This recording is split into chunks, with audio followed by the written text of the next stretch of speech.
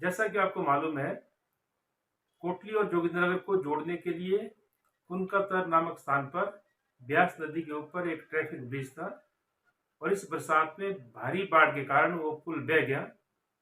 उस पुल को बहे अब लगभग 6 महीना हो गया है, लेकिन 6 महीना बीतने के बाद भी वाहनों की आवाजाही पूरी तरह से ठप है, क्योंकि बीच में नदी है और आर पार लोगों का आना जाना बंद है। मैंने शुरू में भी प्रदेश सरकार से मांग उठाई थी और उसके साथ साथ अगस्त महीने के शुरू में ही जब जिला परिषद की बैठक हुई थी, मैंने उसमें भी ये मुद्दा उठाया था और एक प्रस्ताव भी उसमें प्रस्तुत किया था जो सरकार को भेजा गया था और मांग ये की गई थी कि कुनकातर में जल्दी से जल्दी ट्रैफिक ब्रिज का निर्माण किया जाए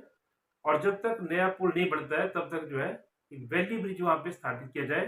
ताकि वाहनों का जो आवागमन है वो सुगमता से शुरू हो सके।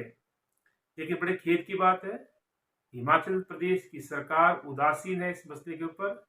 हिमाचल प्रदेश की सरकार को चिंता नहीं है लोगों की। और ये भी हम आपको बता दें कि जो ट्रैफिक ब्रिज बह गया बरसात में, उसके साथ ही थोड़ा सा दूरी पर एक पैदल चलने वाला पुल था जो आज़ादी से पहले अंग्रेजों के समय का बना हुआ था और वहां से आवागमन होता था जोगिंद्रनगर से मंडी बाया कोटली,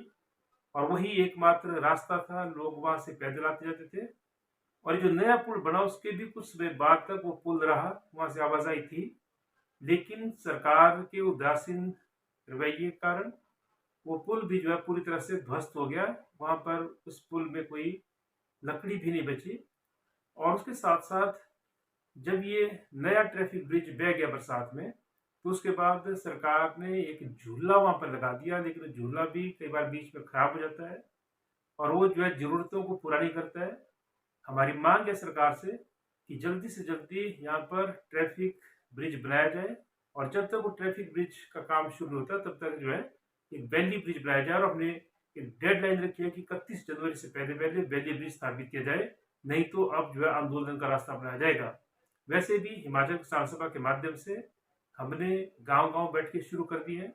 और आने वाले समय में एक बड़ा आंदोलन हम करेंगे। लेकिन खेद का विषय यह है कि न केवल प्रदेश सरकार उदासीन है,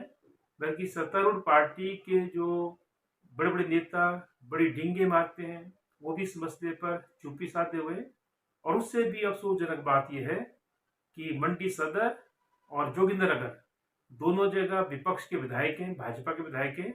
और दोनों विधायकों ने भी इस मसले पर कहीं ना कहीं जो है खामोशी धारण कर ली है, यानी कि चुप्पी साध ली है। और जनता की इस समस्या से कोई सरोकार जो इस वक्त नहीं दिखा रहे, ये बड़ा अफसोसजनक है। और इसलिए जनता को अपनी लड़ाई खुद लड़नी है, उसकी हम तैयारी कर रहे हैं। मेरा प्रदेश सरकार से फिर ये विनम्र आग्रह है कि जल्दी से जल्दी यहाँ पर वैली ब्रिज बनाया जाए, और अगर ये नहीं होता है तो तब जो है आंदोलन का सामना करने के लिए जो सरकार तैयार